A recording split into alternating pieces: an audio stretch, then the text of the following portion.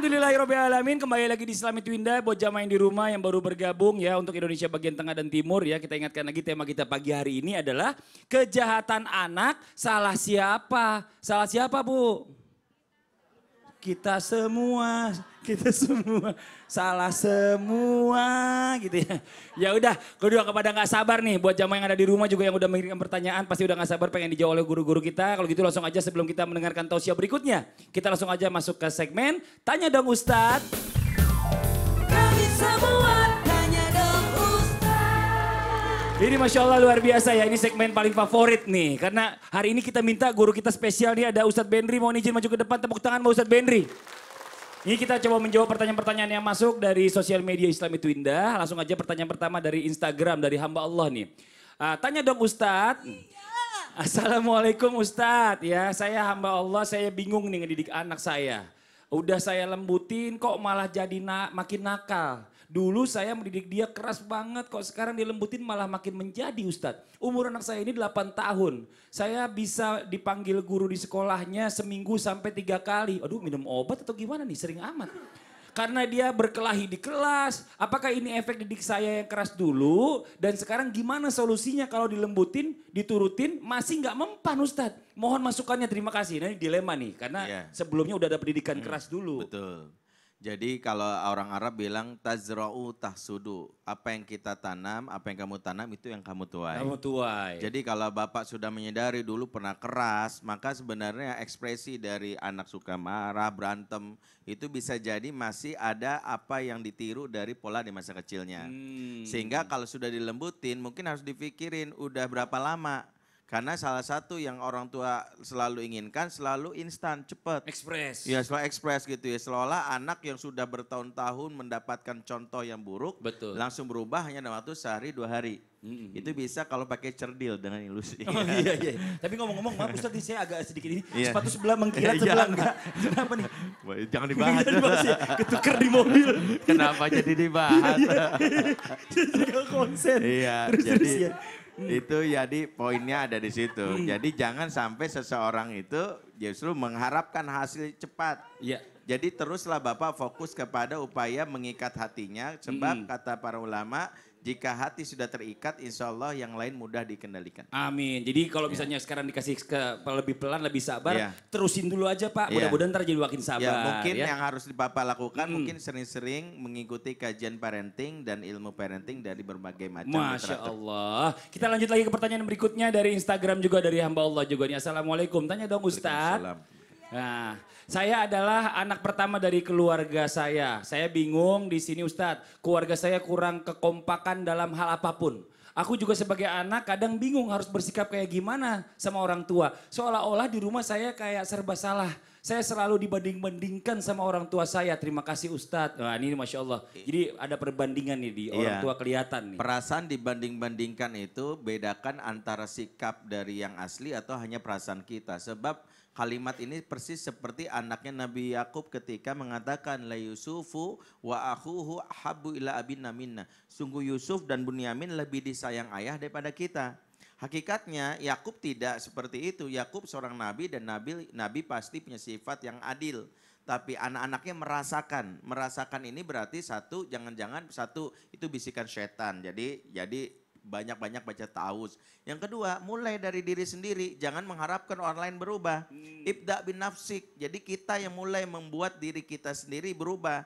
Ya, dengan berupaya untuk menjadi pribadi yang baik. Betul. Misalnya merangkul supaya kompak gimana. Kita jadi inisiator. Kita kalau ada uang kita bilang yuk ya aku traktir semua nih ya. Masya makan Allah. cilok 2 biji kan gitu ya. Iya, bener, Kalau bener. ada Yang gitu penting niatnya udah baik Niatnya tuh. baik kan. Bener. Yang penting kebersamaannya. Bener. Itu yang harus digagas. Jadi seorang anak jangan minta kok nggak kompak ya. Kemudian meminta supaya inisiatifnya ada di bapak ibunya. Bisa jadi bapak ibunya punya kesulitan. Anak yang tadi bertanya sadar. Wah saya yang harus berupaya menyatukan supaya keluarga saya kompak. Atau mungkin positive thinking aja ya mungkin ya. Orang tua itu membedakan karena merasa masnya lebih mampu. Lebih bisa mandiri. Adiknya ini ternyata kurang mandiri. Nah ini kadang-kadang kita tuh nggak sadar gitu ya. Betul. Nah ini yang seringkali ada di persepsi kita merasakan bahwa tidak adil karena kita sendiri sebenarnya tidak melihat bahwa kita dianggap baik sebagai orang Masya tua Allah, luar biasa. Ini sebagai orang tua juga pelajaran. Jangan membanding-bandingkan antara sepatu yang sebelah mengkilat, sepatu enggak, Iya. sebelahnya enggak. kita. Tolong juga fokus kepada Iya, fokus ke atas pertanyaan, tentunya iya. ya. Tepuk tangan dong buat guru kita. Ustadz Bendri, makasih banyak jazakallah khair. Makasih banyak Ustadz Bendri. Aduh, ini nggak tahan mulut pengen ngomong Ustadz, maaf. Ya Allah. Jadi lihat nih, Iya, kita lanjut lagi. Iya, langsung aja kita bahas pertanyaan tadi sebelum iklan ya. Sebenarnya dalam Islam seperti apakah atau siapakah yang bertanggung jawab atas pendidikan anak? Apa orang tua perempuan atau apa orang tua laki nih? Coba kita minta bentuk jawabannya dari guru kita nih ya. Dan juga bentuk tanggung jawabnya. Ustadz Abu Bida mohon izin waktunya, tepuk tangan. Buat Ustadz Abu Bida. Dapat tuh Ustadz. Assalamualaikum warahmatullahi wabarakatuh. Alhamdulillahirabbil alamin. Asyhadu an la ilaha illallah wahdahu la syarikalah takriran bihi wa tauhidan. Wa asyhadu anna Muhammadan abduhu wa rasuluhu amma ba'd. Kalau kita bicara tentang seseorang anak yang melakukan kesalahan, ini biasanya akan terjadi percekcokan atau perdebatan antara bapak dengan ibunya. Ya. Kalau seandainya seorang anak ini kemudian berprestasi, ini juga akan timbul perdebatan antara bapak dengan ibunya. Berdebat apa? Kalau anaknya berprestasi, maka bapaknya akan mengatakan, anak saya ini, Masya Allah. Ya, siapa dulu bapaknya, begitu kan? Tapi kalau anaknya bermasalah, bapaknya bilang apa? Bu, anakmu emang ibunya bikin sendiri Pak? Kan enggak, buatnya juga berdua itu. Ini menandakan apa? Menandakan bahwa kalau ada sesuatu pada anaknya, maka bapak dengan ibu itu harus muafaqah, kompak antara satu dengan yang lain. Ini anak mau diapain ya?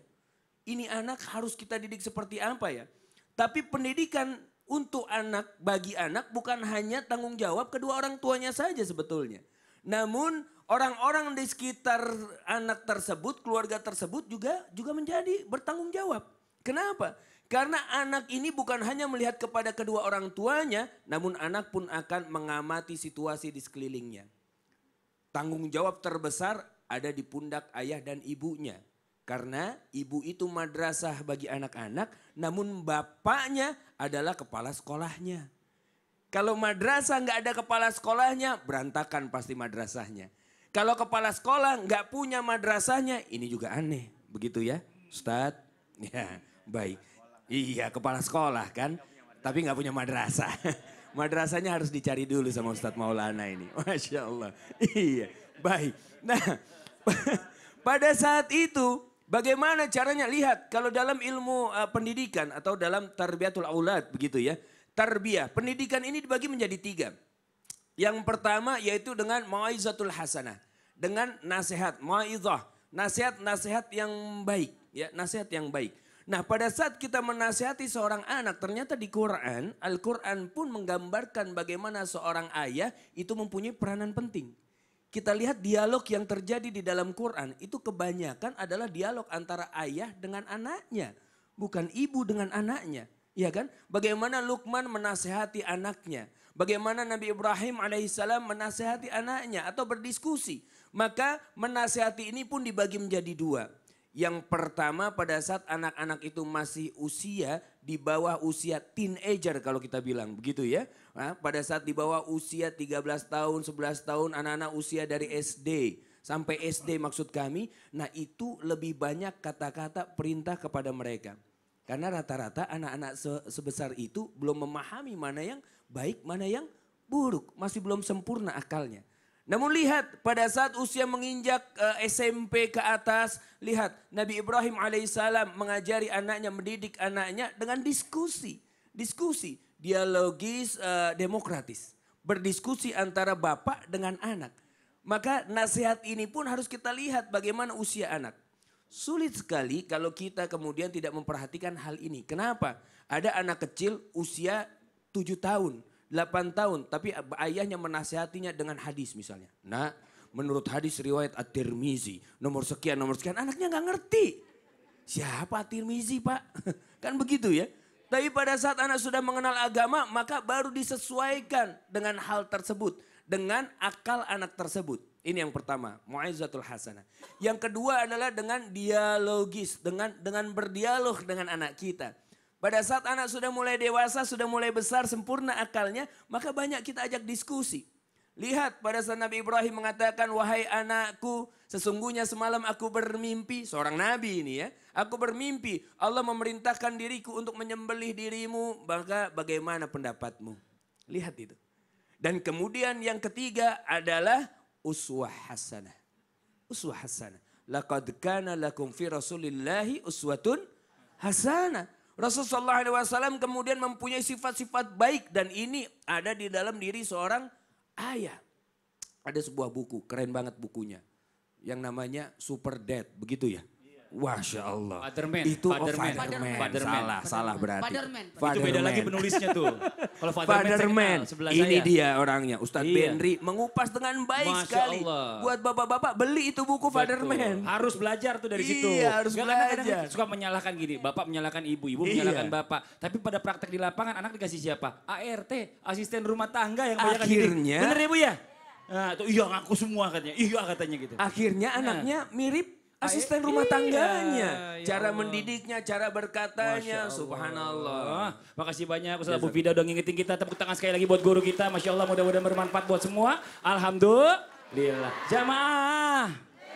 Ini buat semua yang di studio dan juga jamaah yang ada di rumah jangan kemana-mana. Setelah ini kita akan lanjutkan lagi pembahasan kita tentang tema kita pagi hari ini. Kejahatan anak salah siapa? Jadi jangan pindah-pindah channel, tetap di Islam itu indah.